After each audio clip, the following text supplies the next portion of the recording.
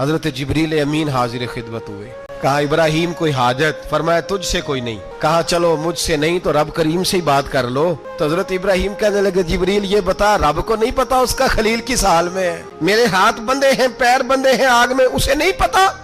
بتایا تو اسے جاتا ہے جس سے خبر نہ ہو، تو اگر اسے پتا ہے تو اگر وہ جلانے پہ راضی ہے تو میں بھی جلنے کو تیار ہوں۔ حضرت سیدنا ابراہیم علیہ السلام کو منجنیق میں ڈال کے جو پھینکا آگ میں، یا نار کونی بردم و سلامن علی ابراہیم، اللہ نے فرمایا اے آگ میرے ابراہیم پہ ٹھنڈی بھی ہو جا اور سلامتی والی بھی ہو جا۔ حضرت ابراہیم کو دو فرشتوں نے بٹھا دیا زمین پہ، پھول کھلے ہیں، کونپلیں مہک رہی ہیں، کلیاں خوشبو دے رہی ہیں۔ حضرت ابراہیم نے سر سجدے میں رکھ دیا، سبحان اللہ والحمد للہ ولا الہ الا اللہ واللہ اکبر۔ حضرت ابراہیم اللہ کی تسبیح پڑھنے لگے، رب کریم کا شکر بجا لانے لگے۔